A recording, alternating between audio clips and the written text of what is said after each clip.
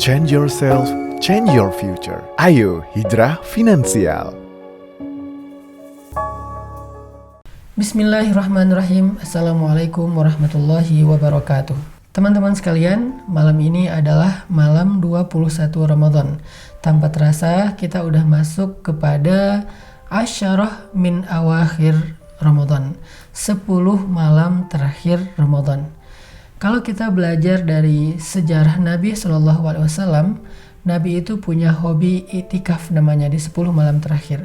Bahkan Nabi udah melakukan itikaf sebelum beliau mendapatkan wahyu. Artinya sebelum beliau jadi Nabi, Nabi itu udah punya hobi berdiam diri, menyendiri di tempat yang tidak ada yang mengganggu beliau. Walaupun dulu namanya bukan itikaf. Kegiatan itu disebut dengan tahannus di Gua Hira. Karena kata Sayyidah Khadijah radhiyallahu anha, Nabi biasa bertahannus, berdiam diri, menyendiri di Gua Hira di bulan Ramadan. Jika bekal beliau habis, beliau akan turun mengambil bekal dari rumahnya dan kembali lagi ke Gua Hira. Tapi setelah Islam, maka Nabi tidak pernah lagi ke Gua Hira karena itu bukan syariat Islam. Nabi baru ke Gua Hira karena beliau diusir dari Taif dan beliau tidak bisa pulang ke kota Mekah. Cuman itu sekali-kalinya Nabi ke Gua Hira setelah Nabi dapat wahyu.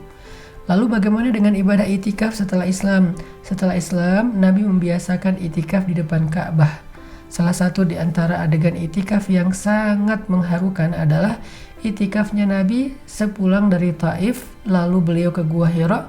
Di Gua Hira beliau kemudian dijemput oleh seorang laki-laki namanya Mut'im bin Adi, diberikan jaminan bisa masuk kota Mekah. Setelah beliau masuk kota Mekah, beliau nggak tahu harus tinggal dan bermalam di rumah siapa. Akhirnya Nabi bermalam dan beritikaf di depan Ka'bah sampai beliau tertidur di depan Ka'bah. Ini itikaf yang cukup fenomenal yang pernah dilakukan Nabi sebelum hijrah. Beliau masuk ke area Ka'bah, kemudian beliau sholat di sana, beliau berzikir di sana sampai saking lelahnya Nabi seharian dikejar-kejar di Taif, Nabi tertidur tepat di depan multazam pintu Ka'bah. Gak lama ketika Nabi tertidur, tiba-tiba Allah mengutus malaikat Jibril dengan kendaraan boroknya dan mengajak Nabi untuk melakukan perjalanan Isra dan Mi'raj. Itulah salah satu adegan itikaf yang terekam dalam sejarah sebelum Nabi hijrah. Lalu setelah Nabi hijrah ke Madinah, itikaf menjadi salah satu kebiasaan Nabi, ibadah istimewa Nabi di bulan Ramadan yang dikhususkan di dalam Masjid Nabawi. Sebagaimana hadis Aisyah radhiyallahu anha yang diriwayatkan oleh Bukhari Muslim, Aisyah radhiyallahu anha mengatakan Nabi selalu beritikaf 10 malam terakhir di bulan Ramadan sampai beliau kembali kepada Allah Subhanahu wa taala. Lalu setelah beliau wafat, tradisi itu, kebiasaan itu, ibadah itu diteruskan oleh keluarganya atau istri-istrinya. Ini menunjukkan bahwa itikaf adalah salah satu hobi Nabi bahkan sebelum beliau dapat wahyu. Kenapa? Karena itikaf adalah ibadah yang paling istimewa. Satu, di dalam itikaf kita belajar khalwah. Kita belajar al-unsu billah, berduaan dengan Allah. Jadi itikaf bukan ngariung.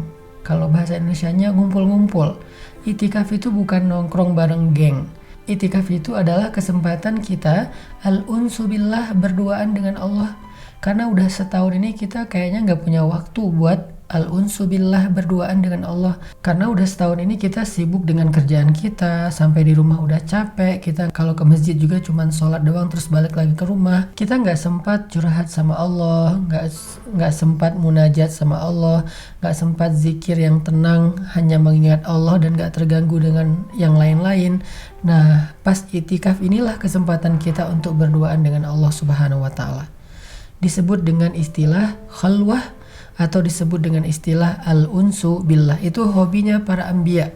Bahkan Nabi Sulaiman di akhir hayat beliau menghabiskan waktu dengan itikaf di masjidnya atau di musolanya sampai beliau wafat. Artinya Nabi Sulaiman wafat dalam keadaan sedang beritikaf. Begitu juga hobi para sahabat. Di antara mereka ada yang wafat dalam keadaan sedang beritikaf seperti Utsman bin Affan yang beritikaf antara asar sampai maghrib sambil membaca Al-Quran, kemudian beliau dibunuh. Jadi beliau itikaf di musola pribadinya. Artinya I'tikaf itu adalah kesempatan yang dinanti-nantikan oleh orang-orang beriman agar dia bisa berduaan dengan Allah Subhanahu wa taala. Sehingga salah satu di antara keistimewaan i'tikaf, kita bisa berduaan dengan Allah dalam doa, dalam zikir, dan dalam munajat panjang kita. Ada satu adegan i'tikaf yang menurut saya romantis dan lucu di zaman Nabi adalah ketika Nabi SAW sedang i'tikaf di Masjid Nabawi dan beliau tidak mau keluar dari masjid. Aisyah datang ke masjid untuk menyisir rambut Nabi di siang hari. Jadi ketika Nabi habis mandi pagi, maka Nabi meminta kepada Aisyah untuk merapihkan rambut beliau secara romantis dengan disisir oleh Sayyidah Aisyah. Ini menunjukkan bahwa i'tikaf itu memang harusnya di masjid. Kecuali dalam kondisi darurat kayak sekarang, kita mungkin boleh i'tikaf di rumah atau di musola pribadi kita, tapi tetap dengan menjaga adab-adab i'tikaf seolah-olah kita sedang beritikaf di masjid. Artinya kita nggak keluar dari musola itu selama kita sedang i'tikaf, jadi kayak nggak lalu lalang gitu, menetap di situ. Dan kita fokuskan untuk beribadah saja, bukan baca buku, bukan ta'lim, karena bukan momennya untuk ta'lim, tapi momennya untuk ibadah dan berduaan dengan Allah Subhanahu wa taala. Di antara keistimewaan i'tikaf yang disebutkan dalam hadis adalah i'tikaf itu pahalanya seperti berjihad atau ribat. Sehingga siapa yang melakukan i'tikaf, maka dia seperti orang yang sudah berjihad. Apalagi kalau i'tikafnya sampai ditakdirkan Allah bertepatan dengan malam Lailatul Qadar dari 10 malam terakhir Ramadan, maka i'tikafnya seperti orang yang berjihad lebih daripada 1000 bulan. Kebayang gak berjihad 1000 bulan? Sekali i'tikaf pahalanya kayak jihad. Tapi kalau i'tikafnya malam Lailatul Qadar, berarti dia seperti berjihad 1000 bulan. Artinya berjihad selama 100 tahun. Itulah pentingnya i'tikaf. Mudah-mudahan mulai malam ini kita nggak ada yang ketinggalan satu malam pun i'tikaf. Baik yang mungkin bisa di masjid, yang nggak bisa di masjid, di musola pribadinya, di rumah masing-masing. Sehingga kita mendapatkan kebaikan akhir Ramadan, yaitu Lailatul Qadar khairum min alfi syahr, yang lebih baik daripada 1000 bulan. Barakallahu fikum.